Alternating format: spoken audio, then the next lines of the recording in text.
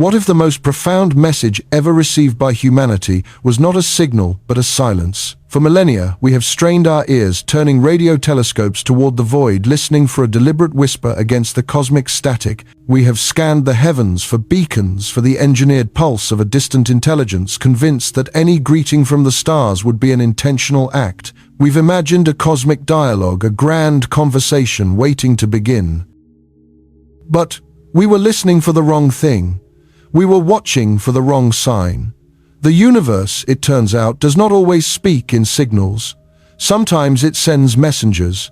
It casts artifacts into the great dark ocean between suns like bottles set adrift upon an unimaginable tide. And for all of our history, our small sun-drenched island knew nothing of these visitors. We believed our solar system was a closed garden, a sanctuary sealed off from the vaster, wilder cosmos beyond. We catalogued the planets, the asteroids, the comets, every piece of celestial furniture we could find, all of it born from the same protoplanetary disk, all of it family. They were our rocks, our ice, our worlds. The idea of an object forged in the crucible of another star, a true alien wandering through our celestial backyard, was the stuff of speculative fiction. It was a statistical improbability, a ghost story told by astronomers. Until one autumn night in 2017, the ghost walked in the front door. It was a faint streak of light captured by the Pan-STARRS telescope in Hawaii, moving so fast it was clearly not a member of our solar family. This was no sibling returning from the cold outer dark. This was a stranger, an interloper on a trajectory that defied allegiance to our sun. It came from interstellar space. The barrier was broken. The cosmic ocean had finally delivered something to our shore. We named it Oumuamua, a Hawaiian word, meaning a messenger from afar arriving first. And it was a messenger unlike any we could have conceived. Every new piece of data only deepened the enigma.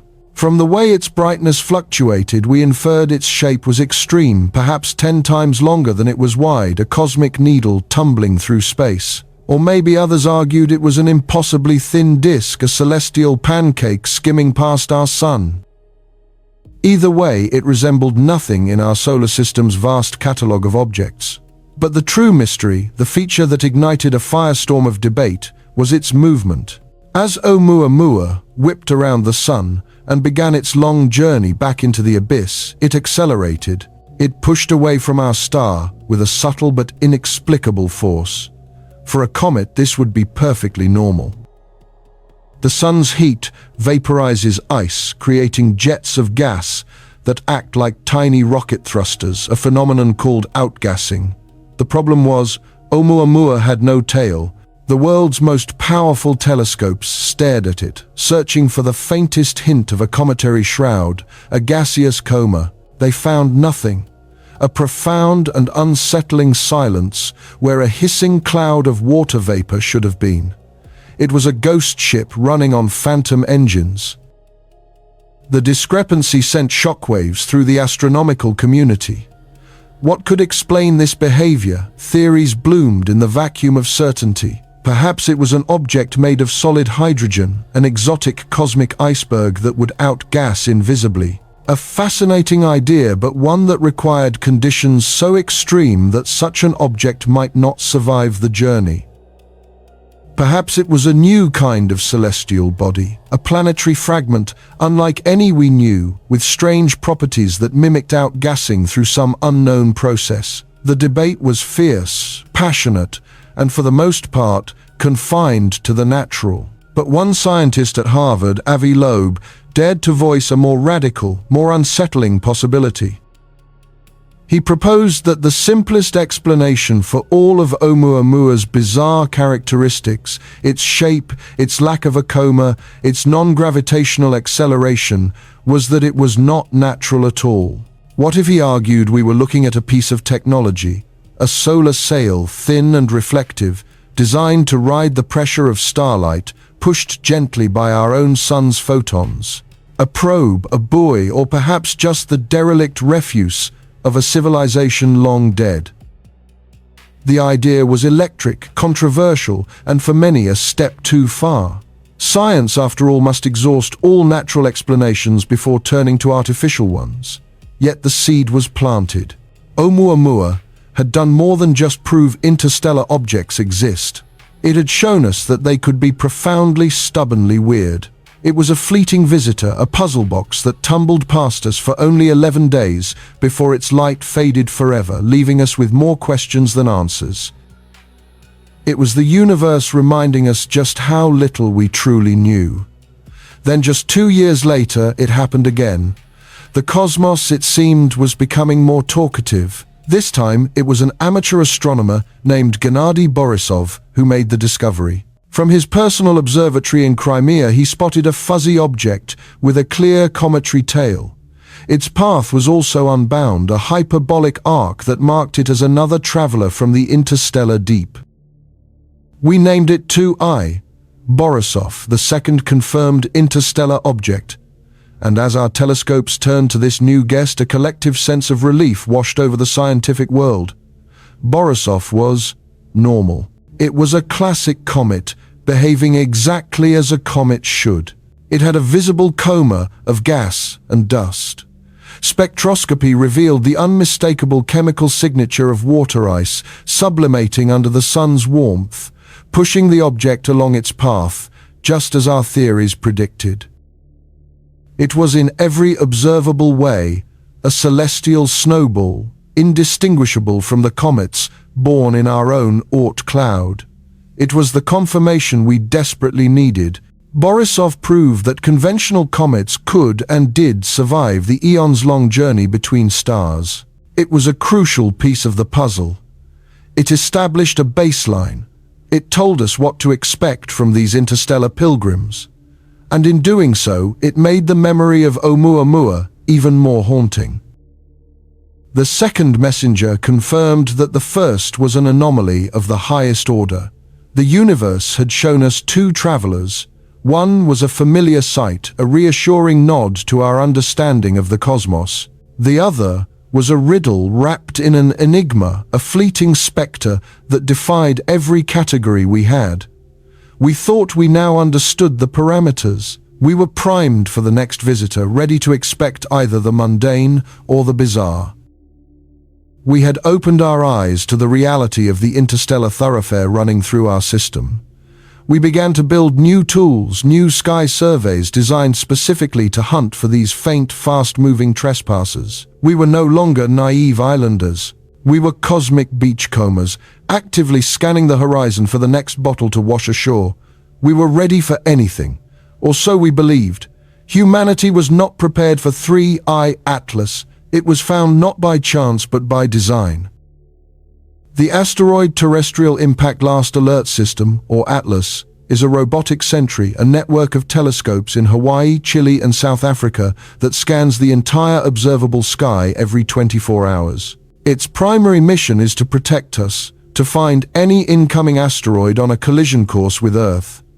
But its constant vigilant gaze makes it the perfect net for catching interstellar fish, and in the late winter of 2029, that is precisely what it did. It began as a whisper in the data, a single unremarkable point of light designated C29NXTJ. It was flagged for its velocity and trajectory, the telltale signs of an outsider. The astronomical community buzzed with cautious excitement. The third messenger had arrived. The protocols refined after Oumuamua and Borisov kicked in. Telescopes around the world and in orbit pivoted to stare at this new smudge of light, racing to gather every possible photon before it too slipped away into the darkness. At first, it seemed to be a simple story. It was faint, and it had no discernible coma. Perhaps another Oumuamua, a strange, rocky, inert artifact. An opportunity perhaps to solve the riddle of the first visitor. But as the data began to pour in, a deep, creeping sense of unease settled over the teams analyzing it. The story was not simple at all. It was impossible. The first clue was its light curve. Like Oumuamua, its brightness varied as it rotated, but the pattern was unlike anything ever recorded. It wasn't the steady, predictable sine wave of a simple spinning object, be it a cigar or a pancake.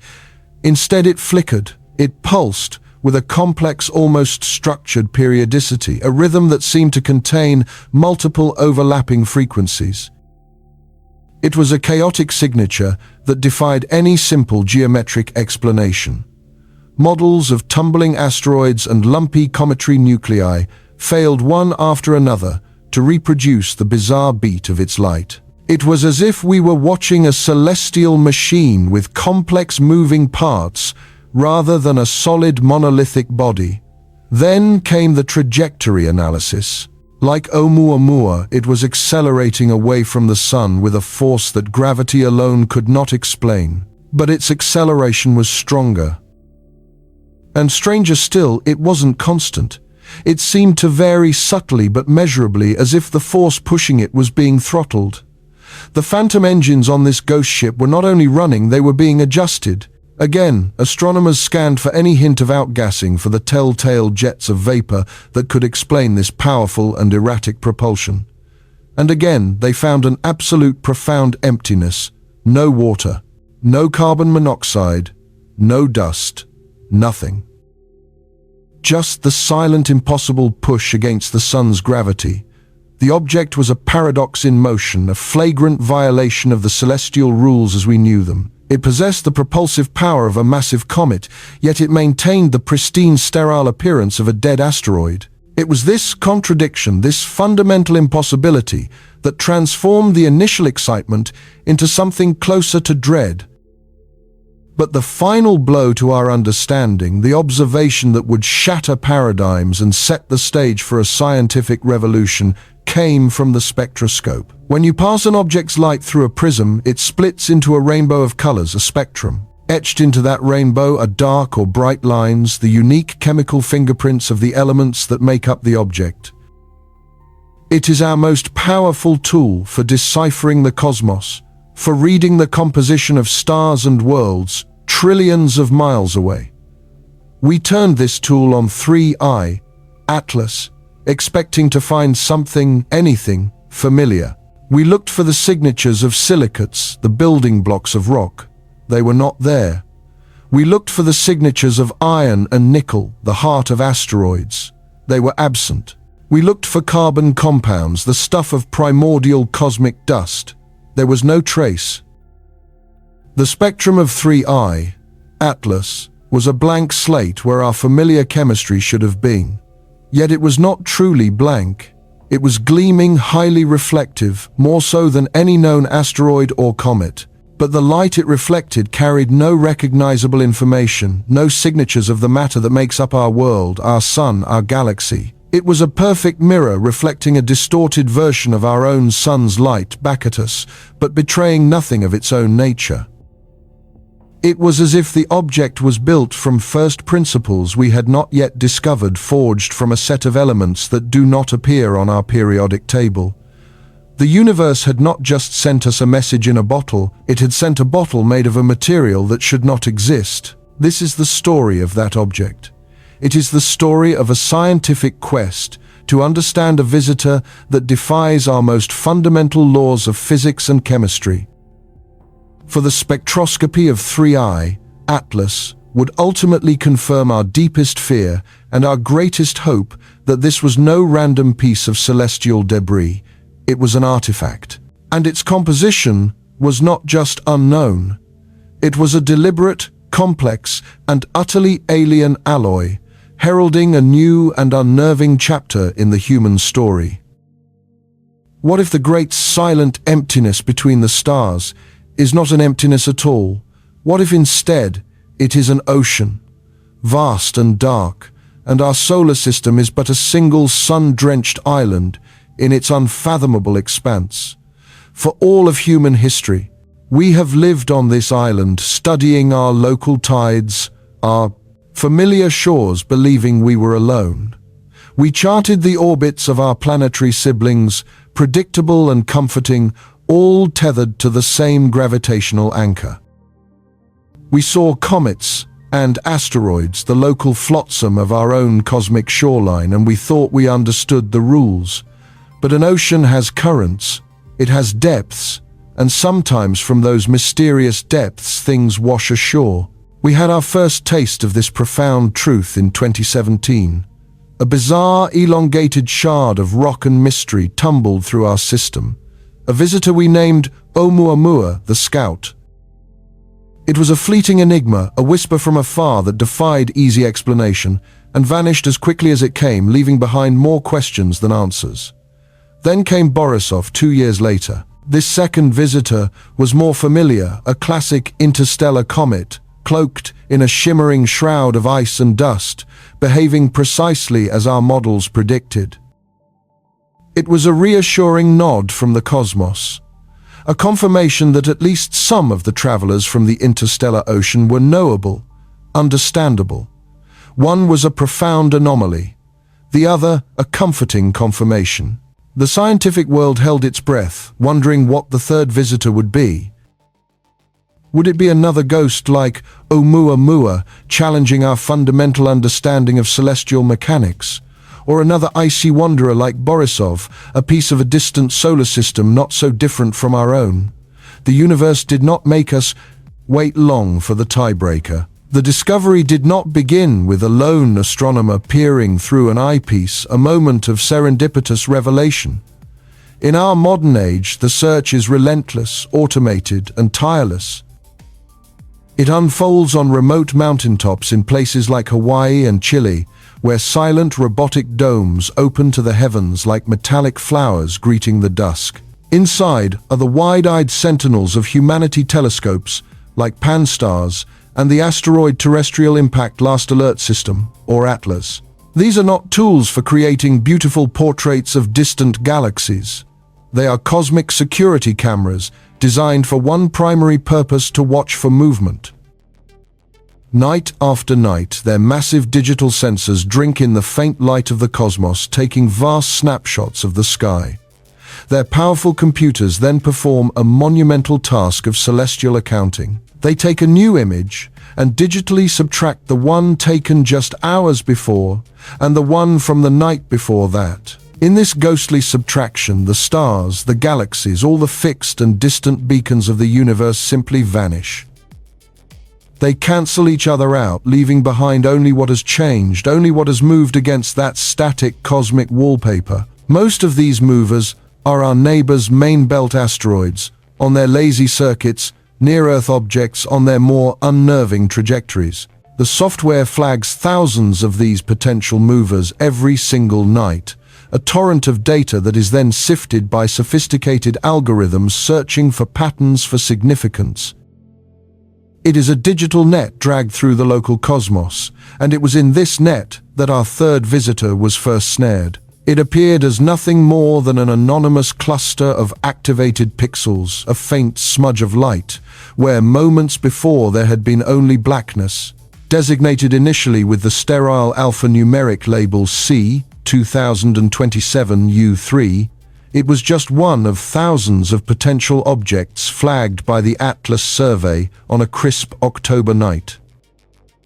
The initial alert, an automated blip of data, rippled out across the globe to the minor planet center, the world's clearinghouse for all things that drift and wander through our solar system. There, human eyes and more refined algorithms took over. Astronomers, woken by notifications on their phones and laptops, began the quiet, urgent work of confirmation. They sent requests to other observatories across the planet, a call to arms in a silent, nocturnal war against ignorance. In Arizona, in Spain, in South Africa, telescopes slewed into position their own electronic eyes, focusing on the coordinates provided, seeking to confirm the existence of this new ghost. The first few data points were routine. A position here, a brightness measurement there. The initial crude orbital calculations sketched a familiar path, a long looping ellipse characteristic of a comet from the Oort cloud, the most distant icy reservoir of our own solar system.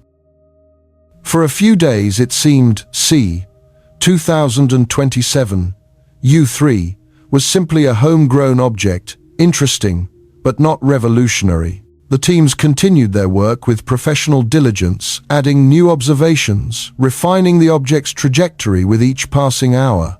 And that is when the picture began to change. Celestial mechanics is a science of exquisite precision. With just a handful of observations, astronomers can trace an object's past and predict its future with astonishing accuracy, all governed by the immutable laws of gravity laid down by Newton and refined by Einstein. The sun's gravity is a deep cosmic well. Everything that belongs to our solar system, from the mightiest planet to the smallest grain of dust, is trapped within it. They may travel on vast looping paths that take them into the frigid outer darkness for millennia, but they are still on a gravitational leash. They are bound. They will eventually fall back. As more data on C. 2027 U3 poured in, the orbital plot on computer screens around the world began to morph. The gentle closed ellipse began to stretch to strain. The calculated eccentricity, a measure of how much an orbit deviates from a perfect circle, ticked upwards. It passed 0.8, then 0. 9 values typical of long-period comets. But it didn't stop. It crept past the critical value of 1, the mathematical line in the sand that separates the bound from the unbound, the captive from the free. The final number that settled onto the screens was a shock, an eccentricity of over 3. The path it was tracing was not an ellipse at all. It was a hyperbola, the unmistakable geometric signature of an object that has come from somewhere else entirely. This was not a prodigal son returning from the cold outer reaches of our sun's empire. This was a true alien, a traveler that had journeyed for an unknowable length of time through the interstellar void. It was falling through our solar system, a brief and temporary passenger, and it possessed more than enough velocity to escape the sun's grasp and continue its journey back into the great dark ocean. The designation was swiftly changed. It became 3I, Atlas, the I for Interstellar. The 3 for the third confirmed visitor of its kind. The quiet excitement of discovery gave way to a palpable electric urgency. The global astronomical community pivoted with breathtaking speed. Every major observatory with a line of sight turned its attention to this new interloper. The experience with Oumuamua had taught them a bitter lesson. Time is precious. These visitors don't stay for long. 3I, Atlas, was a fleeting opportunity, a bottle from a distant shore that had to be uncorked and studied before it was swept away by the cosmic tides. The initial operating assumption was clear and logical. Based on the precedent set by 2I, Borisov the teams began their hunt for the telltale signs of a comet. They were looking for a coma, that fuzzy, glowing atmosphere of gas and dust that forms when a comet's surface ice is heated by the sunday. They searched for the iconic tail, that stream of ionized gas and dust pushed away by the solar wind, a celestial windsock pointing away from our star. This was the standard playbook. Instruments were configured to look for the spectral signatures of water, of carbon monoxide, of the simple organic molecules that are the building blocks of cometary ice. For days the data streamed in, and for days it showed nothing. The point of light that was 3I, Atlas, remained stubbornly, unnervingly stellar. It was a sharp, crisp point, with no hint of the hazy shroud they so desperately expected to find. This was the first crack in the foundation of their assumptions. If it wasn't outgassing like a comet, then it must be an inert asteroid, a simple chunk of rock from another star. This was a less common but still plausible hypothesis, and so the investigation shifted. The focus turned from chemistry to physics, from what it was made of to how it was behaving. And it was here, in the subtle fluctuations of its light, that the mystery of 3I, Atlas, began to truly deepen. One of the most powerful and fundamental tools in an astronomer's arsenal is the light curve. The concept is deceptively simple. You point a telescope at an object and you measure its brightness over and over again for hours, for days. You plot those measurements on a graph, and the resulting pattern, the light curve, tells you a story. For a typical asteroid, that story is often chaotic. Most are not perfect spheres. They are irregular, potato-shaped bodies, tumbling end over end as they travel through space. Their light curves reflect this chaos. They are jagged, unpredictable, with multiple peaks and troughs of varying depths, as different-sized faces of the rock tumble into and out of view. This jagged signature is the normal expected rhythm of a dead spinning piece of rock. The first long-duration light curves of 3I Atlas came back from observatories in Chile, and they were anything but normal. The graph on the screen was stunning in its regularity. It showed a single smooth repeating sine wave, a pattern of brightening and dimming that repeated with a clockwork precision of exactly 11.23 hours. There was no chaotic tumbling. There was no secondary wobble. The object was rotating, but it was doing so with the serene, unflappable stability of a gyroscope. It was spinning on a single fixed axis, a behavior that is exceptionally rare for asteroids in our own solar system, which have been battered and jostled by collisions for billions of years. This visitor, however, appeared to be in a state of perfect principal axis rotation. It was as if it had been set spinning with immense care and had not been disturbed for eons. The shape implied by the curve was also striking. It suggested a highly elongated, almost perfectly symmetrical object, perhaps a prolate spheroid like a cosmic football or a streamlined cigar. The regularity was so perfect it was almost unsettling, a whisper of celestial engineering in a universe presumed to be governed by chaos and chance. While one team was grappling with the object's impossibly stable rotation, another was wrestling with an even more profound puzzle buried in its trajectory. The orbital plot was a perfect hyperbola, but as they refined it with hyper-accurate measurements from the world's most powerful telescopes, a tiny, almost imperceptible deviation became apparent. 3I Atlas was not moving in a way that could be explained by the gravity of the Sun and the planets alone. There was an anomaly. It was exhibiting a tiny but persistent non-gravitational acceleration, a gentle, continuous push from an unseen force. This was the exact same mystery that had made Oumuamua so famous. For Oumuamua, scientists had begrudgingly settled on the idea of unseen outgassing of hydrogen ice or other exotic volatiles as the source of its gentle push, a way to explain the acceleration without resorting to more radical ideas. It was a plausible, if unproven, theory. But 3I Atlas presented a damning contradiction to that convenient explanation.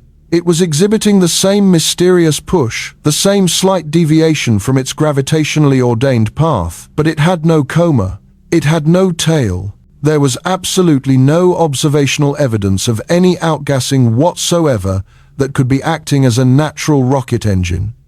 The two key pieces of data were in direct conflict.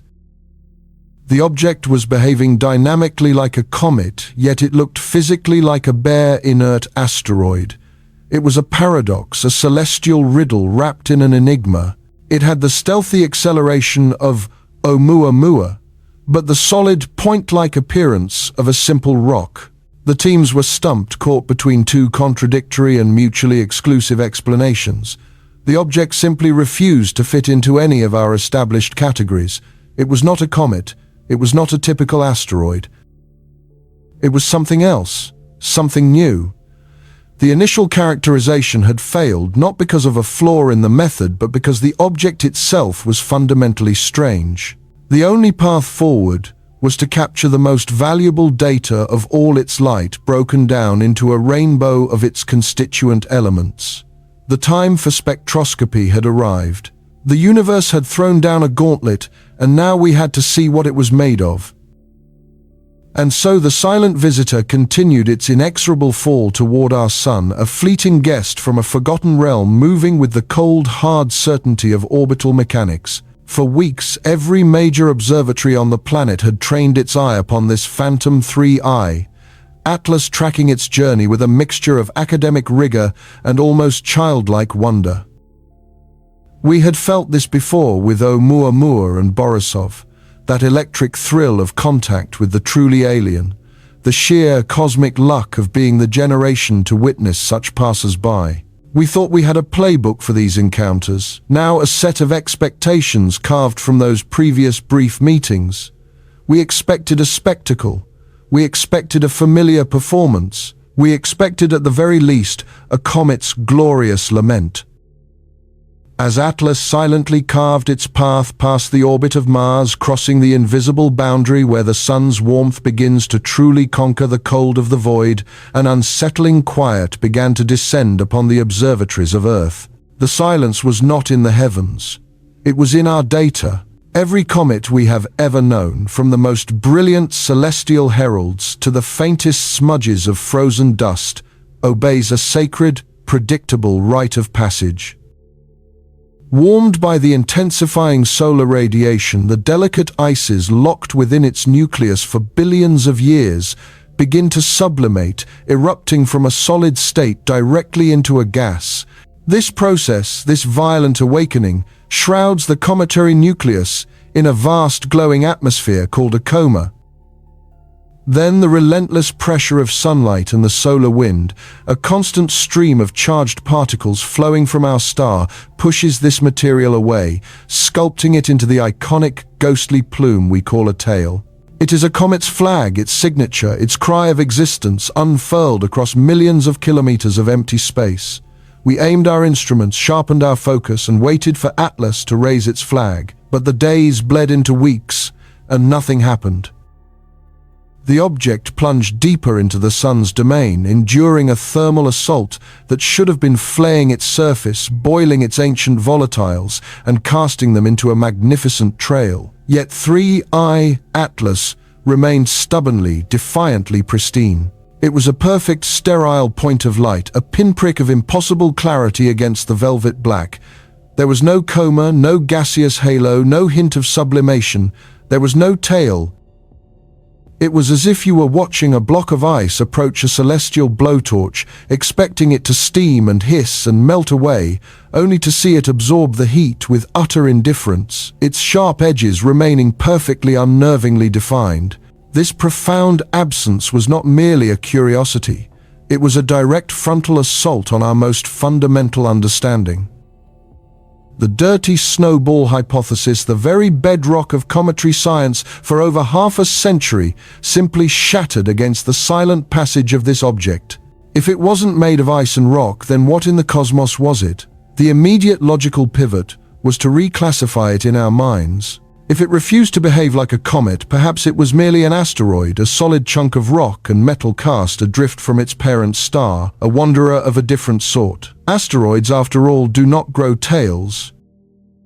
They are geologically inert, silent stones tumbling through the dark. This hypothesis offered a comforting, if less spectacular, explanation for the missing tail.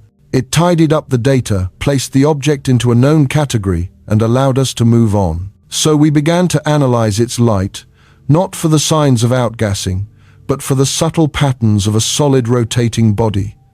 Most asteroids are not perfect spheres. They are irregular potato-shaped relics of cosmic collisions. As they spin and tumble on their axis, the amount of surface area they present to our telescopes changes from moment to moment. This causes their brightness to fluctuate in a predictable, rhythmic way, creating a distinct pattern known as a light curve. A peak in brightness as a broad side faces us, a dip as a narrow end points our way. By studying this gentle periodic flickering, we can deduce an asteroid's shape, its rate of rotation, and the stability of its spin. It's a beautifully simple and effective tool, one we have used to characterize tens of thousands of objects within our own solar system. We pointed our photometers at 3I Atlas, expecting to see this familiar cosmic pulse, the steady rise and fall of a tumbling rock. Again, we were met with a profound and baffling mystery. For hours, sometimes for entire days, its brightness remained uncannily, almost artificially constant. It shone with a steady, unwavering gleam that defied the physics of a tumbling, irregular object. A body this stable would have to be either a near-perfect sphere, a shape incredibly rare for a natural asteroid of its presumed size, or it would have to be spinning on an axis pointed directly, precisely at Earth, a statistical improbability of staggering proportions. But the enigma only deepened. Just as astronomers began to formulate theories around a bizarrely spherical or strangely oriented object, its placid light curve would be shattered by sudden, inexplicably sharp flares. These were not the slow, gentle brightening of a rotating facet catching the sun. These were violent, instantaneous bursts of light, orders of magnitude brighter than its baseline, that would appear and then vanish in minutes. They were too rapid, too energetic to be explained by any known geological process like outgassing, and too erratic to be part of any rotational pattern. It was a performance of contradictions, an object that was at once impossibly stable and yet violently unpredictable. It refused to be a comet. It refused to be an asteroid. It was slipping through the mesh of our every classification, a celestial ghost that defied every label we tried to impose upon it. The mystery was no longer just about what it was made of. It was about what it times was, asterisk. The tidy folders of comet and asteroid were useless here. We were facing something entirely new, a third category of interstellar object whose physics we did not understand. The rulebook was not just being rewritten, it was being ceremoniously set on fire. This is the moment in science when frustration and excitement become indistinguishable. It is the precipice of discovery. The existing tools, the trusted methods of photometry and astrometry, had taken us as far as they could. They had shown us where the object was, how it moved and how it shone, but in doing so they had only sketched the outline of an impossible shape. They could describe the paradox, but they could not resolve it. To see deeper, to truly understand the heart of this enigma, we needed more than just pictures of its light. We needed to dissect the light itself. We needed to break it apart, to spread it out, and to read the story written inside every single photon that had traveled for untold millennia across the interstellar gulf, struck the surface of this object, and then made one final fateful journey to the mirrors of our telescopes. It was time to unleash one of the most powerful tools in the astronomical arsenal, a technique that transforms light from a simple measure of brightness into a detailed chemical blueprint. It was time for spectroscopy. The decision was made in hushed conferences and urgent emails exchanged between continents. The largest eyes on Earth would no longer just stare at 3i, Atlas. They would begin to listen to what it had to say. To understand what they hoped to achieve, you must first understand the magic hidden within a simple beam of light. You have seen this magic yourself. You have seen it when sunlight passes through the edge of a glass or through the mist of a garden hose and shatters into a brilliant rainbow.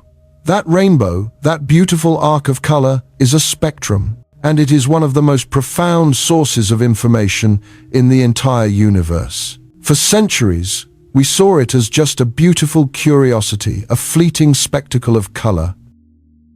But beginning with the work of Isaac Newton, and later perfected by scientists like Fraunhofer and Kirchhoff, we came to realize that the spectrum is in fact a language. It is the language of matter itself, and with the right tools, we could learn to read it. Every element, every single atom in the cosmos, from the lightest hydrogen to the heaviest uranium, interacts with light in a unique and unchangeable way. When an element is heated, it doesn't just glow, it emits light only at specific, sharply defined colors or wavelengths. If you pass that light through a prism, you won't see a continuous rainbow. Instead, you will see a series of brilliant, isolated lines of color against a black background. This is an emission spectrum, and those lines are as unique to the element sodium as a fingerprint is to a person. It is an unforgeable atomic signature. But there is another way to see these fingerprints, a method far more suited to a cold, dark object reflecting light from a nearby star. This second method relies on the principle of absorption. Imagine a beam of pure white light containing all the colors of the rainbow passing through a cool cloud of hydrogen gas. The hydrogen atoms in that cloud will become excited by the light, but they will not absorb just any energy. They will only absorb photons of the precise colors that they themselves would emit if they were hot. The result is that when the light emerges from the other side of the cloud and you pass it through a prism, You will see a beautiful continuous rainbow, but it will be marred by thin black lines. These are absorption lines. They are the shadows cast by atoms, marking the exact colors that were stolen from the light as it passed through the gas. Every element, every molecule, has its own unique pattern of these dark lines, its own secret barcode etched into the spectrum of light. This is the cosmic Rosetta Stone. It allows us to sit here on Earth, hundreds of millions of kilometers away, and determine with breathtaking precision what a distant star is made of, what a planet's atmosphere contains, and, most importantly for us, what the surface of a mysterious interstellar visitor might be composed of. The process is one of almost unimaginable delicacy. A telescope, a giant curved mirror, sometimes the size of a small building, acts as a light bucket gathering the faint ancient photons from 3I, Atlas. These photons, having completed their immense journey, are funneled and focused into a single concentrated beam. This beam is then directed not to a camera, but into the heart of a spectrograph. Inside this complex instrument, the light is passed through an incredibly fine grating, a surface etched with thousands of microscopic lines per millimeter, which acts like a superpowered prism. It is here that the light is carefully, artfully unfurled, spread out from a single point into its full constituent rainbow.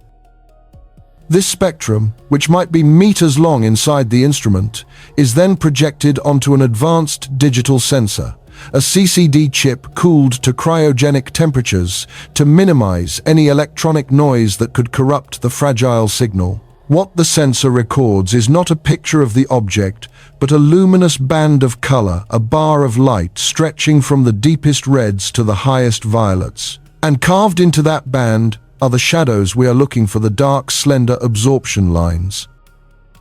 This is the moment of truth. The astronomer's task is to then compare the pattern of these lines to the known spectral fingerprints of every element and molecule we have ever identified. Is that dark line there? That corresponds to the signature of silicon. Is there a broad dark band in the infrared part of the spectrum? That is the classic sign of water ice. Do we see the complex patterns of carbon-based molecules like pyroxene and olivine? Then we are looking at the stuff of common asteroids, the familiar rubble of our own solar system. The spectrum holds the answer. It is a chemical interrogation. We were no longer simply asking Atlas where it was going. We were now demanding to know what it was. We were asking for its birth certificate, its geological DNA, a definitive list of its constituent parts. Was it a familiar cousin from a planetary system much like our own, made of the same humble rock and ice that built our own world? Or was it something else, something truly fundamentally different, forged in a stellar crucible, whose chemistry we had never before encountered? The potential for discovery was immense. The stakes could not have been higher, and so across the globe the great sentinels of the sky swiveled in their domes, their movements slow and deliberate. From the high, arid desert of Chile to the volcanic peak of Mauna Kea in Hawaii, the most powerful spectrographs humanity has ever built turned their attention to that one solitary, unwavering point of light. The shutters opened. The ancient light of our sun, after bouncing off the surface of an object born in the dark between the stars, began to pour into our machines. The data began to accumulate, pixel by pixel, photon by photon. We were no longer just watching. We were dissecting. We were decoding. The scroll was being unfurled, and somewhere in the pattern of shadows hidden within that faint reflected light, the truth was waiting. And so the vigil began. Across the arid plains of the Atacama, and upon the sacred dormant peak of Mauna Kea, humanity's greatest eyes pivoted in the gathering dark. They swiveled with a silent, determined grace, colossal machines of glass and steel moving as one, their gaze fixed on a single infinitesimally small point of outbound light. The target was 3I, Atlas, the ghost from another star, now bleeding its last faint photons back across the gulf of space toward us. Inside the control rooms, the air was thin with a mixture of frigid recycled oxygen and palpable anticipation. Here there was no sound but the quiet hum of electronics and the soft clicking of keyboards, a stark contrast to the storm of debate that had raged for weeks. Was its trajectory a cosmic fluke? Was its impossible brightness a trick of some unknown icy composition? The arguments had reached an impasse, circling endlessly around the same dearth of evidence. Tonight, that would change. Tonight we were no longer just looking times at times it. We were going to ask it what it was. We were going to interrogate the light itself. The instrument for this inquisition is the spectrograph, a device of sublime elegance and complexity. You can think of it as a cosmic prism, but that simple analogy belies its true power. It is an interrogator of light, a machine built to catch the most ancient, travel-weary photons and force them to confess their origins.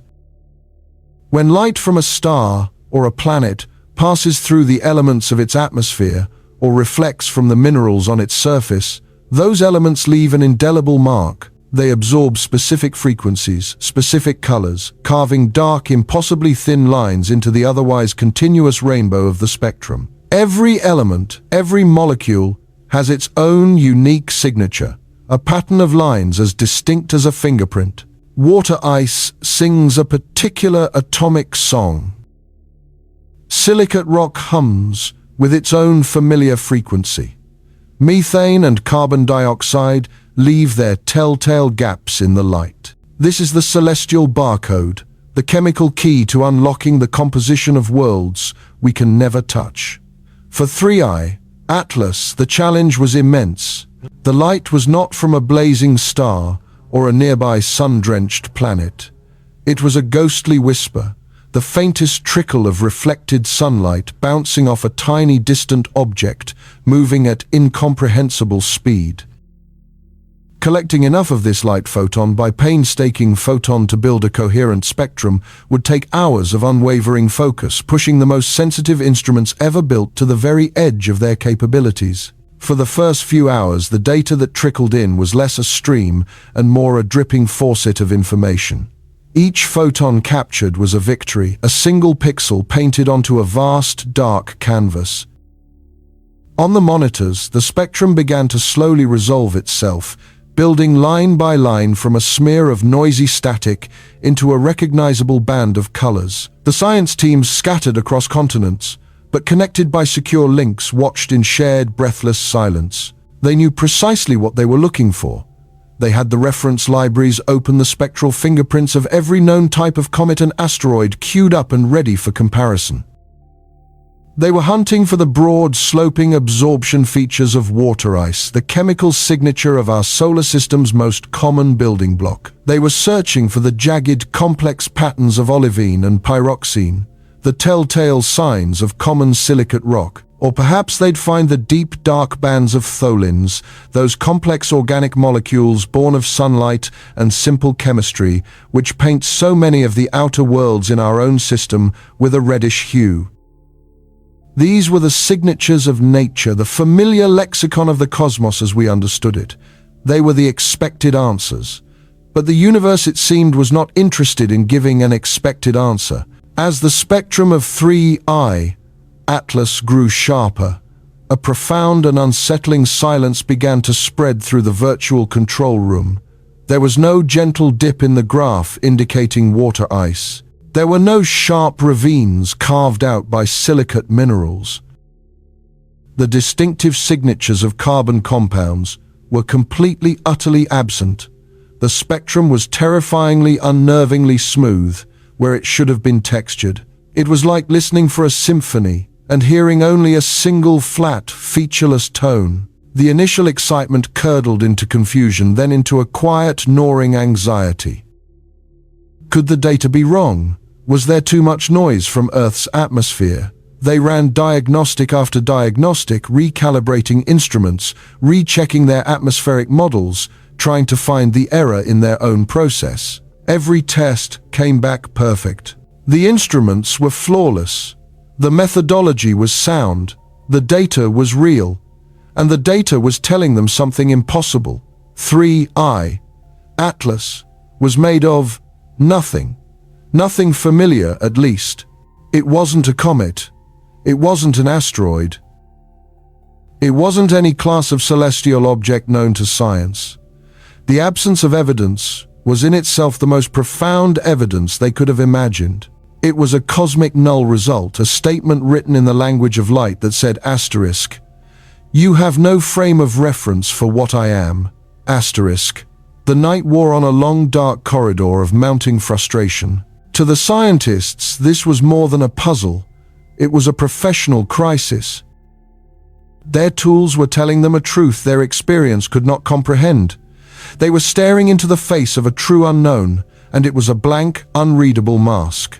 They had spent their careers learning the language of the stars, only to be confronted by a dialect they had never encountered.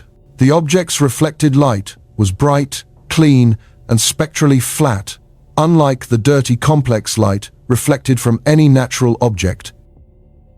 A chunk of ice or rock is a messy composite, a scrapbook of cosmic history, and its spectrum reflects that, full of the smudges and signatures of its chaotic formation.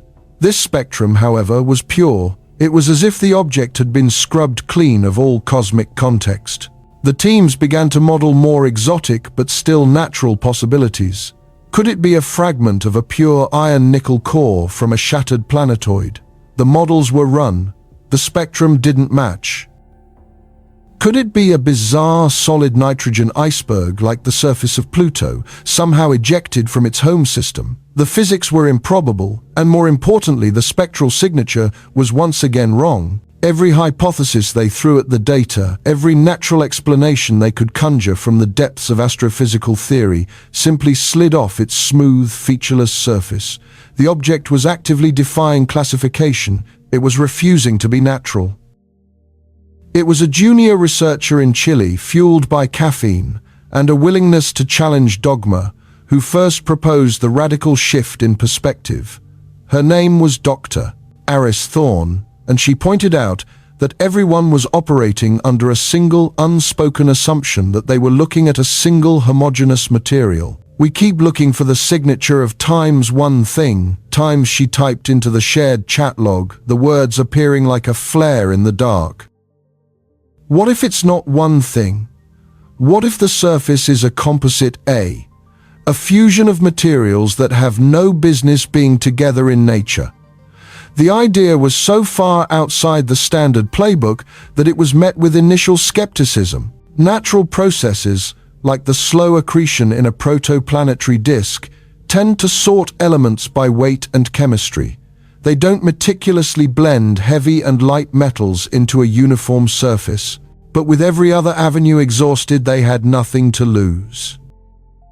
They retasked the analysis software, instructing it to abandon the search for known celestial minerals and instead hunt for the faint, sharp absorption lines of pure elements. Specifically, the heavy metallic elements from the bottom of the periodic table, elements forged only in the death throes of supernovas, and which rarely, if ever, present themselves in such a pure, exposed form. The change was instantaneous and electric.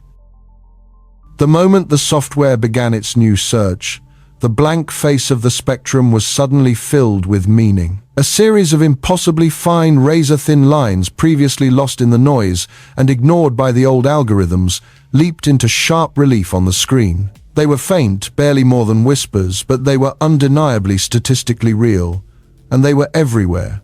The room once again fell silent, but this was a different kind of silence.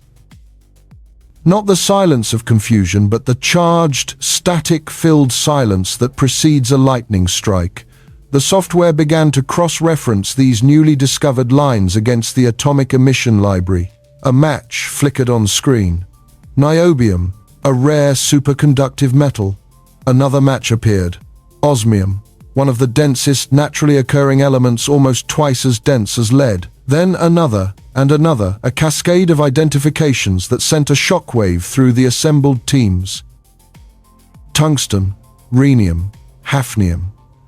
These were not the elements of life or the building blocks of planets. These were the titans of the periodic table, the ultra-refractory metals elements with staggeringly high melting points and incredible structural strength. They were the very materials our own civilization uses for its most demanding applications: rocket nozzles, industrial catalysts, armor, plating.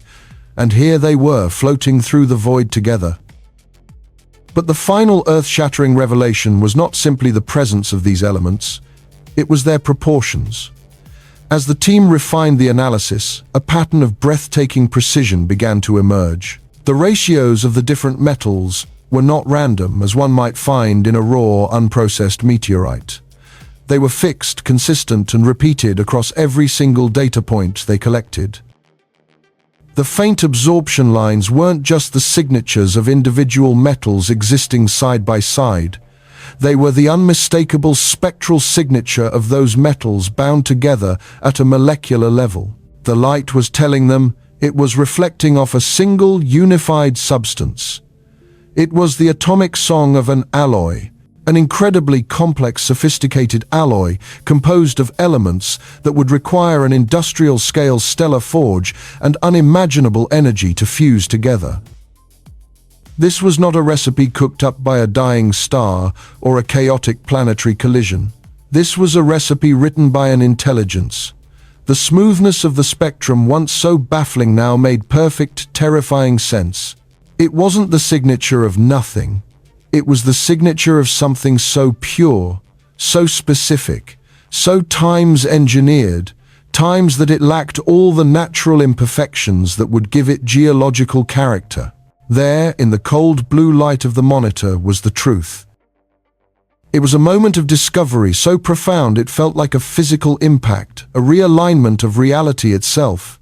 A single thought, terrifying and exhilarating, bloomed in the mind of every single person watching. This is not a rock. This is not a comet. This is a manufactured object. The word artificial hung in the air, unspoken but understood by all. The long journey of 3I, Atlas, was not a cosmic accident. Its strange brightness was not a fluke of nature. It was the glint of a polished metallic hull, an impossibly advanced alloy forged in the heart of a technology so far beyond our own that we could barely comprehend its existence. The object speeding away from our sun was not just a messenger from another star, it was the message itself. We had spent centuries searching the heavens for a sign, for a whisper of confirmation that we were not alone. We had aimed our radio dishes at distant stars, listening for a deliberate signal. We never imagined the answer would come not as a sound, but as an object. A silent, ancient artifact, a piece of technology whose very substance was its statement of origin. The universe had just answered a question we hadn't even dared to ask in earnest. The question was no longer times, if times we were alone. The question now burning in the silent control rooms across the globe was who or what had sent it, and why. The signal was not a whisper, it was a verdict. Etched into the light from 3I, Atlas, those spectral absorption lines were a defiant, impossible statement, a sequence of characters from an alphabet we had never seen. Within the hushed, climate-controlled sanctums of observatories across the globe, the initial wave of exhilaration that accompanies any new discovery never arrived. In its place, something far colder crept in, a deep professional dread. This was not the kind of data that made a career. It was the kind that ended one. It was so far outside the established boundaries of astrophysics that the most logical conclusion was not a new chapter in science, but a simple, humiliating error. An unseen glitch in the code, a subtle miscalibration in a mirror, cooled to near absolute zero, some phantom of Earth's own cluttered atmosphere playing tricks with the photons. That had to be it. The first communications were not triumphant press releases, but hushed, encrypted messages blinking across secure networks in the dead of night. A handful of principal investigators, the gatekeepers of this terrible knowledge, reached out to trusted colleagues, forming a silent virtual council. The question they posed was never spoken aloud, but it hung in every terse exchange times. What do you see? Tell me I'm wrong. Show me the mistake. Asterisk. There was an almost desperate hope for a flaw, for some simple, overlooked variable that would return the universe to its familiar, predictable state. There were scientists who had dedicated their lives to the search for the extraordinary, now praying for the mundane. Because the alternative, the terrifying possibility that the data was real, was a burden too immense for any single mind to bear. The spectral signature wasn't merely non-natural. It was a complex multi-elemental lattice. A weave, something that spoke not of chaotic stellar forges but of deliberate, precise intention. A quarantine was placed around the findings. A digital wall of silence was erected, locking down the raw data from prying eyes and eager doctoral students. This was not about glory or claiming a discovery. It was about survival. A premature announcement of something so monumental, if later proven to be an artifact, would unleash a firestorm of ridicule, evaporating funding and shattering reputations beyond repair. So they began the great work of disproof, a secret, desperate campaign to kill their own discovery before it could kill them. Every telescope that had captured the light of 3I Atlas was subjected to a forensic audit. Engineers were flown thousands of miles to run diagnostics on instruments perched atop remote windswept mountains. They re-examined the cryocoolers, the charge-coupled devices, the very fiber-optic cables that piped the starlight from the focal plane to the spectrograph. They were searching for a loose connection, a microscopic fracture, anything that could serve as an alibi for the cosmos. Simultaneously, teams of software engineers began a painstaking dissection of the analytical code, the millions of lines of programming that translated raw photons into the graphs that now haunted their screens. They searched for the ghost in the machine, a rounding error, a misplaced algorithm that might be creating this elaborate fiction. They ran simulations, feeding the software known signals from asteroids and comets to ensure it was behaving as expected. It performed flawlessly.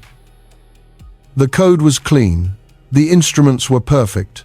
With each potential error that was eliminated, the knot in their stomachs tightened. The walls of the labyrinth were closing in, and the comfortable exits they had hoped to find were all turning into solid stone. The problem wasn't in their equipment or their software. The problem was out there, gliding silently through the dark. With the integrity of the data reluctantly confirmed, the investigation shifted into its second, more frantic phase, the hunt for a natural culprit, no matter how exotic or improbable. Science, after all, abhors a vacuum, and the void left by the absence of a simple error had to be filled. They were now willing to entertain the fringes of theoretical physics, to open dusty textbooks and explore cosmic phenomena that were more thought experiment than observable reality. The first and most tantalizing possibility was that 3I Atlas was not a cohesive object at all, but a piece of something utterly alien to our corner of the universe, a fragment from the crust of a neutron star. Imagine a star so massive that when it dies, its core collapses under its own stupendous gravity. Protons and electrons are crushed together to form a city-sized ball of pure neutrons, a substance so dense a single spoonful would outweigh a mountain. The physics governing such an object are nightmarish. The surface gravity is 100 billion times that of Earth. The outer layers are thought to solidify into a crystalline crust of heavy nuclei, bound together by forces we can barely model. Perhaps the theory went a collision between two such stellar corpses. An event of unimaginable violence could have shattered this crust, launching a shard of this ultra-dense neutronium into interstellar space. Such a fragment would be unlike any matter we had ever encountered. Its spectral signature would be a complete mystery. For a few weeks, this hypothesis offered a sliver of hope, an escape hatch from the more unsettling conclusion. It was a beautiful, elegant theory that explained the strangeness of the signal, and it was completely wrong. The numbers simply didn't work. An object with that density would have a far more significant gravitational influence on the tiny dust particles and gases it passed, a subtle wake that our instruments would have detected. Furthermore, the spectral lines themselves, while alien, did not match the theoretical emissions from super-heavy elements under extreme magnetic and gravitational pressure. The signature of 3I, Atlas, was complex, but it wasn't brutal. It spoke of a sophisticated, interlocking structure, not the raw, crushing power of a stellar remnant. The neutron star hypothesis was quietly shelved. The next candidate was drawn from the twilight years of sun-like stars. When a star like ours exhausts its fuel, it sheds its outer layers, and its core collapses into a white dwarf, an Earth-sized ember of supercompressed carbon and oxygen. Over trillions of years, this core is predicted to cool and crystallize, becoming in essence a planet-sized diamond. What if some astrophysicists proposed a cataclysm in a much older star system had shattered such a cosmic diamond? Could 3I Atlas be a piece of a white dwarf's heart? This too was a compelling narrative. It evoked images of a celestial jewel hurtling through the void. But again, the light from the object told a different story. While a crystallized carbon core would be exotic, its spectrum would be relatively simple. We would expect to see the dominant lines of carbon, perhaps laced with oxygen or other heavier elements forged in the star's final moments. The signal from 3I Atlas was an order of magnitude more complex. It showed the presence of multiple heavy elements, some familiar, some unidentifiable, bound together in stable repeating molecular patterns that pure carbon could never form. It wasn't a crystal, it was a composite. It wasn't a jewel, it was a mechanism. The search grew more desperate. They delved deeper into the cosmic bestiary, proposing ever more outlandish theories. Could it be a piece of a quasi-star, a hypothetical behemoth from the dawn of time, powered not by fusion but by a black hole at its core? Could it be a strangelet, a theoretical lump of stable, strange quark matter, a form of substance that might not even be possible outside the first microsecond of the Big Bang? Each new idea was a flurry of activity, of complex modeling and frantic calculations. Each one represented a hope that our understanding of the universe was merely incomplete, not fundamentally wrong. And one by one, each hypothesis collided with the hard, unyielding wall of the evidence. The observed mass didn't match. The thermal emissions were wrong. The spectral lines defied every known or theorized natural process. It was like finding a stainless steel watch on a pristine prehistoric beach. No matter what geological process you invoked, volcanic pressure, mineral sedimentation, lightning strikes, you could never explain the existence of the gears, the springs, the sheer undeniable architecture of the thing. They had exhausted all other possibilities. Every attempt to attribute the object to a known or even a wildly speculative natural phenomenon had failed. The process of elimination, the very bedrock of the scientific method, had led them down a path they had never intended to walk, to a single terrifying, inescapable door. There was a moment in a conference room at the European Southern Observatory where the lead analysts from 3 continents were gathered via a secure video link. A long silence had fallen over the meeting after the last exotic theory had been conclusively debunked.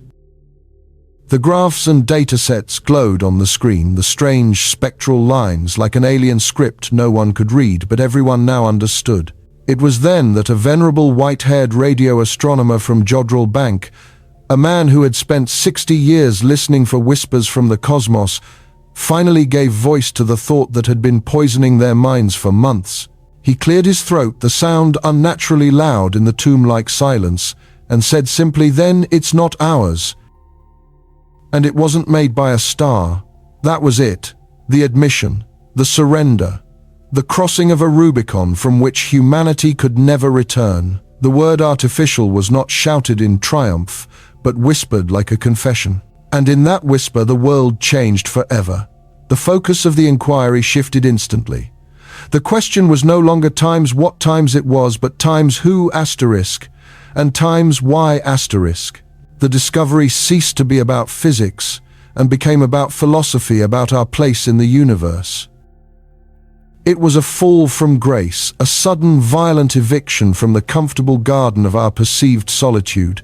We were not the only minds to have looked up at the stars and decided to reach for them, and it was overwhelmingly clear from the sheer existence of this interstellar artifact that we were not the first.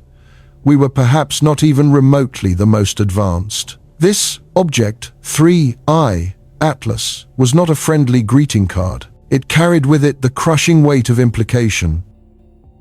If it was a probe, its silent, passive observation of our solar system was unnerving. For how long had it been watching? What conclusions had its creators drawn? If it was a derelict spacecraft, a ghost ship sailing the cosmic ocean, then what fate befell its crew? What ancient tragedy? Was it a monument to, or was it something else entirely? A piece of a machine so vast, its purpose is as far beyond our comprehension as the workings of a smartphone are to a colony of ants. We were confronted with the chilling reality that we might not be encountering an intelligence we could reason with, but a technology so advanced it might not even recognize us as alive. This was the downward path, the sudden vertiginous drop in our collective self-esteem. It was the realization that human history, with all its triumphs and tragedies, its art and its science, might be nothing more than a momentary localized phenomenon of no more cosmic significance than a patch of mold on a forgotten piece of posa fruit. The initial shock was now hardening into a new, more difficult reality. The secret could not be kept forever. But before revealing this to the world, they had to understand more. They were like archaeologists who had unearthed not a clay pot, but a working fusion reactor from a civilization that had vanished 1,000,000 years ago. Simply knowing it was artificial was not enough. They had to try to understand the mind of the maker. How did it function? Did it have a power source? Was it transmitting, or was it merely listening? The spectral analysis had told them what it was made of. Now they had to force it to reveal what it times was. Asterisk. Every instrument, every telescope, every radio dish on the planet was about to be turned towards this silent messenger. A new phase of the investigation was beginning, a desperate attempt to read the blueprints of a technology that might as well have been magic. The age of certainty was over. The age of impossible questions had just begun.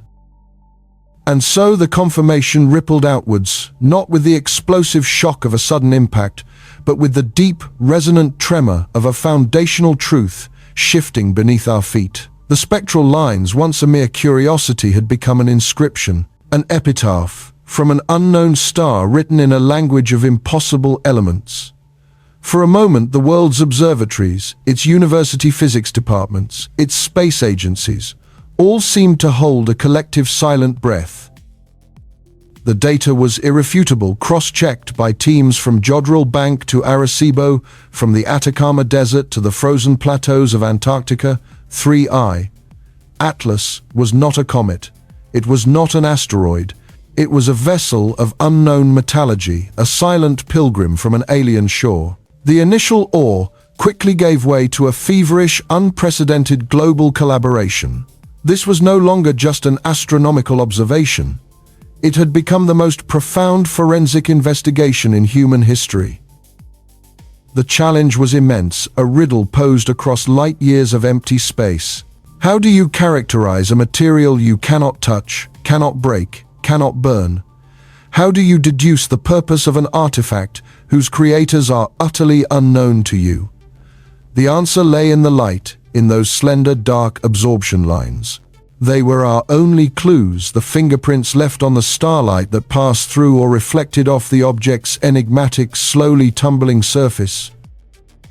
Every photon collected was a treasure, every new spectrum a page from a lost manuscript. The world's supercomputers machines, typically reserved for modeling black hole mergers or simulating the birth of galaxies, were repurposed for a single obsessive task: to build 3I, Atlas in silico, to construct a virtual model of this impossible alloy atom by atom based on the subtle ways it interacted with light.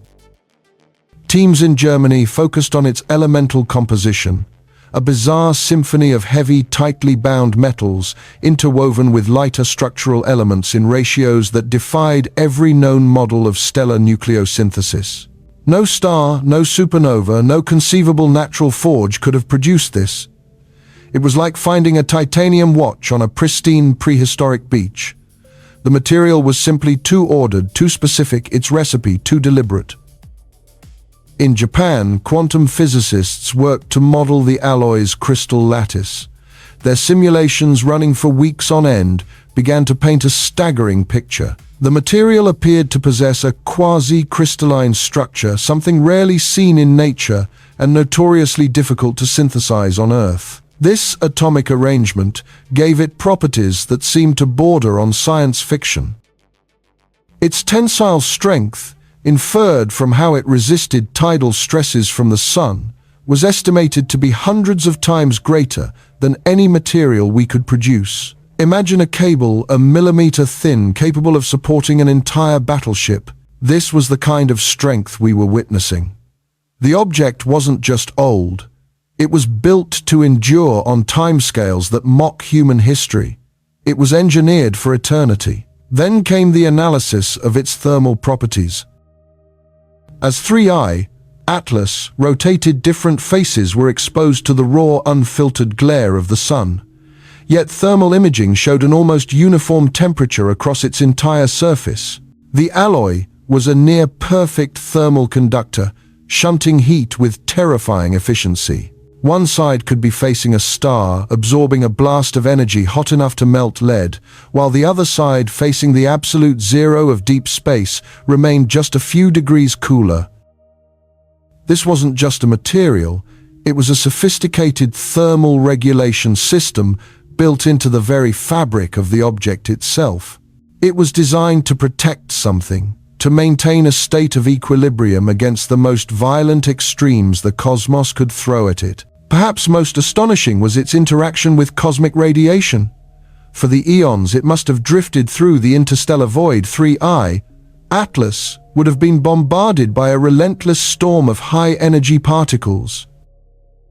Galactic cosmic rays, deadly protons, and heavy nuclei, accelerated to near light speed by distant supernovae, should have shattered its molecular bonds, transmuting its elements and rendering it a brittle radioactive husk. Yet the spectroscopic data showed no signs of such degradation. There was no significant neutron activation, no evidence of long-term spallation damage. The alloy was, for all intents and purposes, a perfect shield. Our models struggled to comprehend how. It seemed to absorb and neutralize radiation, not just block it. The very structure of the material appeared to act as a kind of quantum sponge, soaking up lethal energies and harmlessly dissipating them. To build such a shield on Earth would require meters of dense lead. This object achieved the same result, with an impossibly thin, impossibly strong hull. With this incredible portrait of the material itself taking shape, the focus of the global debate shifted from the what to the why. If this object was indeed a product of intelligence, an undeniable artifact, then it must have had a purpose. The scientific community, a culture built on cautious, incremental progress, was suddenly thrust into a whirlwind of speculation, a conversation that had previously been the sole domain of philosophers and science fiction authors. Three dominant competing theories quickly emerged from the intellectual fray, each with its passionate adherents, each with compelling evidence and frustrating gaps. The first and most romantic of these was the derelict vessel hypothesis. Proponents of this theory pointed to the sheer scale and resilience of 3I Atlas. Why construct something so impossibly durable, if not to transport something precious? Perhaps it was a ship, its crew long dead, its engines silent for millennia. A ghost ship sailing the cosmic ocean, a silent monument to a forgotten voyage. Maybe its occupants were in some form of suspended animation, waiting for a signal or a destination that would never come. The object's slow, steady tumble was seen not as random, but as a kind of gravitational gyroscope, a stable, energy-efficient mode for a long-duration journey. They argued that the complex thermal regulation and radiation shielding were not just for structural integrity, but for life support. It was built to protect something organic, something fragile from the ravages of deep space. The counterarguments were, however, significant.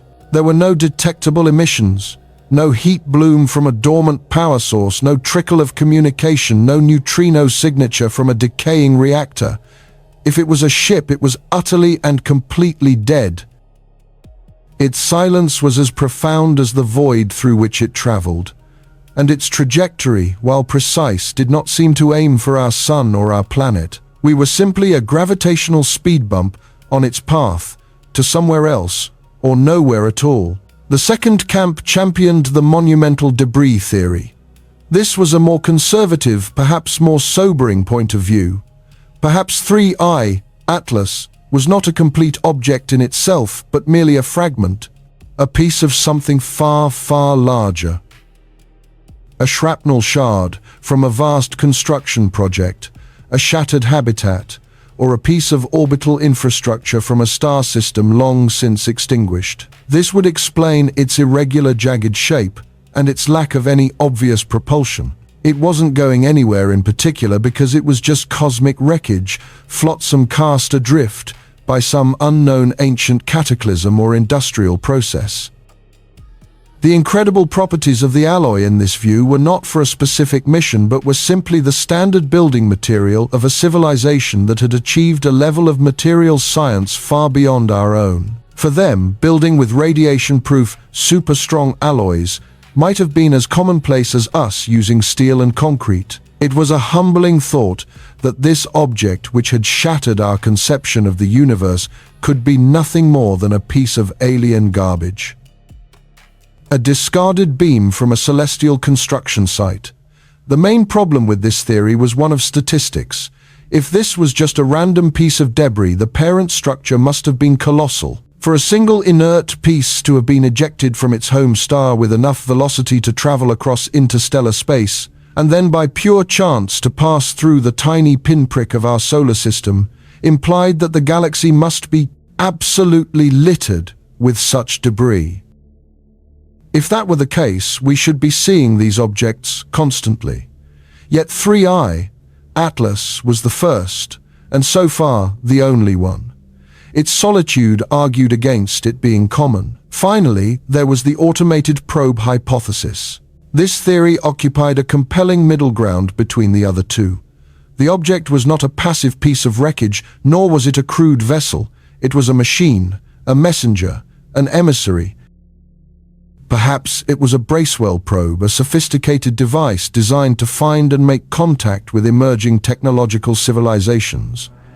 Its purpose was not to ferry life, but to carry information. The alloy's durability was to ensure the integrity of the message, to protect the payload across millions of years of travel. Some scientists pointed to subtle variations in the object's rotation. It wasn't a perfectly uniform tumble.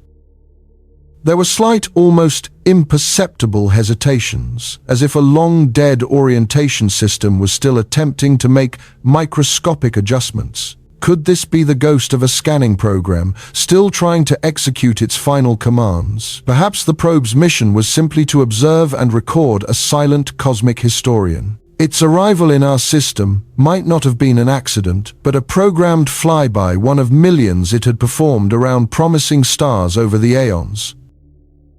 Its silence could be a sign of dormancy, waiting for a specific trigger, a radio signal of a particular frequency, a laser pulse with a certain modulation to awaken it and unlock the library of knowledge it might hold within. This idea was both tantalizing and terrifying. It implied we were being watched, or at least that we were on a map somewhere. But again, the silence was the greatest counterargument. If its purpose was to communicate, why was it so resolutely quiet? Was it broken? Was its power source finally depleted after a journey beyond comprehension?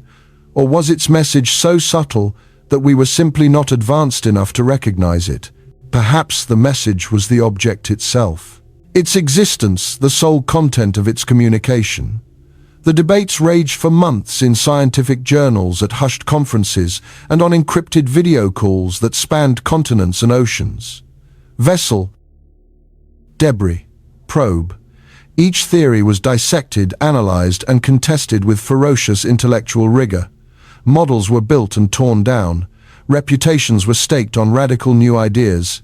Yet, as the arguments continued, a deeper, more fundamental consensus began to solidify, an inescapable truth that transcended all of the specific debates about purpose. While they could not agree on what 3I Atlas times was, for times they had, without exception, agreed on what it times was, asterisk.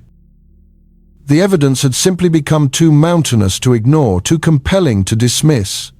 The unnatural elemental ratios, confirmed by dozens of independent spectrographs, the quasi-crystalline atomic structure, a hallmark of advanced manufacturing, the impossible combination of thermal conductivity, radiation immunity, and material strength, a trifecta of properties that had no analog in the natural universe. Every single natural explanation, from a bizarre metallic asteroid to a fragment of a planetary core, had been systematically and exhaustively ruled out. Each alternative was tested against the data, and each, in turn, failed spectacularly. The models showed that no known astrophysical process could forge such a thing. It broke the rules of cosmic geology. It defied the logic of stellar chemistry. There was only one conclusion left standing, one hypothesis that fit every single photon of data. It was the most profound, reality-altering conclusion in the history of science. The moment had arrived. The time for debate was over. The time for a unified declaration was at hand. Through a joint statement, the world's leading astronomical and astrophysical organizations spoke with a single, unwavering voice. They didn't claim to know its purpose or its origins. They didn't speculate on the nature of the beings who might have built it. They stated only the cold, hard, scientifically unimpeachable fact. Based on the totality of the spectroscopic evidence and the utter lack of any viable natural analog, 3I Atlas is demonstrably an object of non-natural engineered origin. It is an artifact. The words were simple, clinical, yet they landed with the force of a revelation. For the first time in our history, we had found definitive, undeniable proof. The great lonely silence of the universe had been answered, not with a voice, not with a signal, but with an object. A tangible piece of technology from another star, a calling card left in our cosmic backyard. The central question was no longer times, if times we were alone. We were not. We had never been. The proof was right there, a faint tumbling speck of light in our telescopes. The conflict was resolved. The discovery was confirmed. But in answering one question, it had thrown open the doors to 1,000 more. Who were they? What incredible civilization had crafted this immortal messenger, and in the vast star-dusted darkness from which it came? Where are they now? And so the journey ends. Not with a whimper, but with the deafening roar of a paradigm collapsing. It began, as all great cosmic quests do, humbly. A single anomalous point of light, one among billions, captured in the unblinking gaze of a telescope. Just another traveler from the void, we thought. Another icy refugee from a distant, unknown star system, destined for a fleeting passage through our own. We catalogued it, named it 3I Atlas, and prepared to bid it a temporary farewell. But this visitor refused to follow the script. Its trajectory was a whisper of defiance against the laws of celestial mechanics, its brightness a stubborn refusal to conform to the behavior of a simple comet. With every new observation, the mystery deepened, pulling us from casual curiosity into a state of intense, almost obsessive inquiry. We saw the faint telltale signs of outgassing, yet the object produced no coma, no brilliant tale of sublimating ice. It was a ghost in the machine of the cosmos, an effect without a discernible cause, a riddle wrapped in the vacuum of space. The world's great observatories, those cathedrals of science perched on mountaintops and floating in the silent heavens, turned their collective vision towards this enigma. Each photon collected was a clue. Each measurement was a breadcrumb on a trail, leading us further into uncharted territory. We were no longer just astronomers. We had become cosmic detectives pursuing a suspect that was moving at an incomprehensible speed. A suspect that was already leaving our neighborhood forever. The decisive moment, the fulcrum upon which our entire understanding of the universe would pivot, arrived not with a spectacular image, but with a simple graph. A series of jagged peaks and deep troughs plotted on a screen. This was its light signature, its spectral fingerprint, the elemental soul of 3I. Atlas laid bare for us to read. For weeks, teams around the globe worked to match this signature to every known natural substance, every conceivable combination of rock, ice, and mineral. They ran simulations, cross-referenced databases, and debated endlessly. Nothing fit. The lines on the graph were alien. They spoke of a composition that had no precedent in nature, a complex and orderly arrangement of heavy metals and rare earth elements that simply could not have been forged in the heart of a star and left to drift. The patterns were too deliberate, too specific. They were the unmistakable lines of a manufactured substance, an alloy, an intelligently designed, impossibly strong material that bore the spectral testament of a thinking mind and a crafting hand. There, in that silent data, was the answer. 3I. Atlas was not a comet. It was not an asteroid. It was an artifact. The silence of the universe, that profound and daunting emptiness we had stared into for centuries, had finally been broken. And its first word was not a radio signal or a greeting, but the quiet, irrefutable physical presence of a piece of technology sailing through our own backyard. This confirmation is more than just a discovery. It is an ontological rupture, a seismic event in the history of thought. We have spent our entire existence as a species looking up at the stars and asking a single fundamental question: are we alone? That question has fueled our religions, our philosophies, our art, and our science. It has been the silent engine of our ambition, the source of our deepest existential dread and our most profound cosmic hope. And now, we have the answer: no. The word hangs in the air, simple and yet earth-shattering. No, we are not alone. The Fermi paradox, with its haunting question of where is everybody, is resolved. They are not hiding. They are not silent.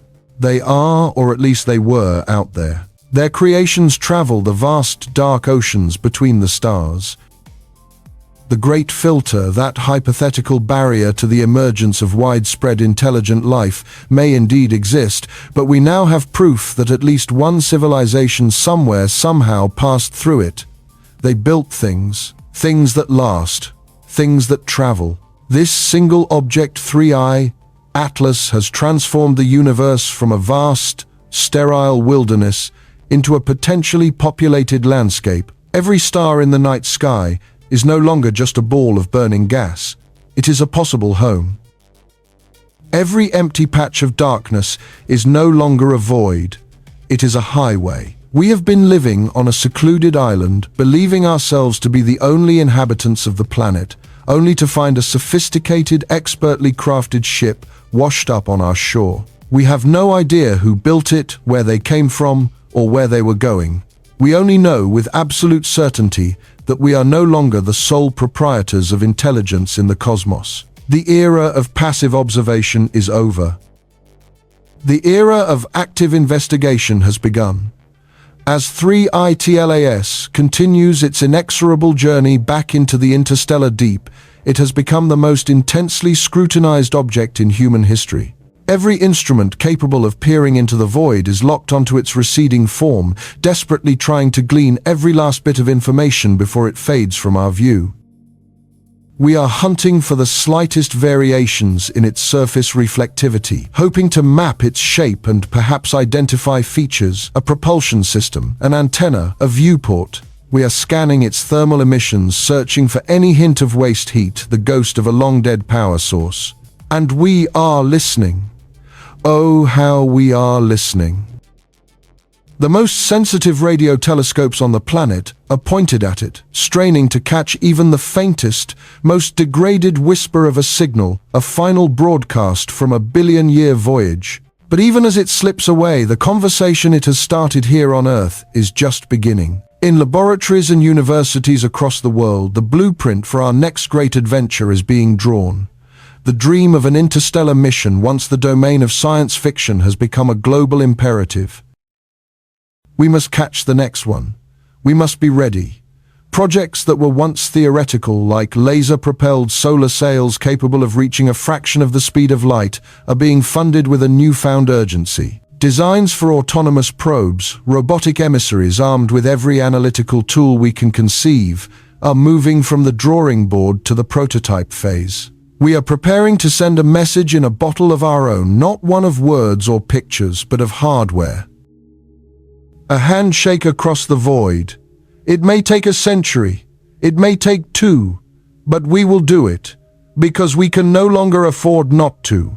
The discovery of a single artifact has made the exploration of interstellar space not just a scientific curiosity, but a fundamental necessity for understanding our own place in this newly revealed, much larger story. And what of that story? What does this mean for us here now? The ripples of this discovery extend far beyond the walls of our observatories. They are washing over every aspect of human culture, forcing a re-evaluation of our most deeply held beliefs. Our philosophies, built for so long around the singular miracle of human consciousness, must now accommodate the existence of another, perhaps older, perhaps wiser intelligence. The anthropocentric view of the universe is gone forever. We are not the pinnacle of creation. We are simply one expression of it, a younger sibling in a family we have yet to meet. This realization is both humbling and exhilarating. It strips away our cosmic arrogance but replaces it with a profound sense of connection to something immeasurably vast and ancient. Our theologians and spiritual leaders are grappling with questions that cut to the very core of faith. Is God's creation larger than we ever imagined? Does this discovery affirm a universal divine spark? Or does it challenge the sacred texts written for a world that believed itself to be the sole focus of its creator? These are not easy questions, and they will be debated for generations. But the very act of asking them is expanding our capacity for wonder, pushing the boundaries of what we dare to believe. Societally, 3i Atlas serves as a powerful and perhaps unsettling mirror.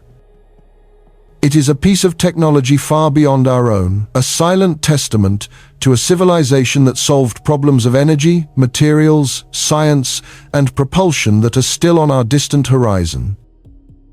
Will this knowledge unite us? Will the shared context of a populated universe finally persuade us to see past our petty national and cultural divisions?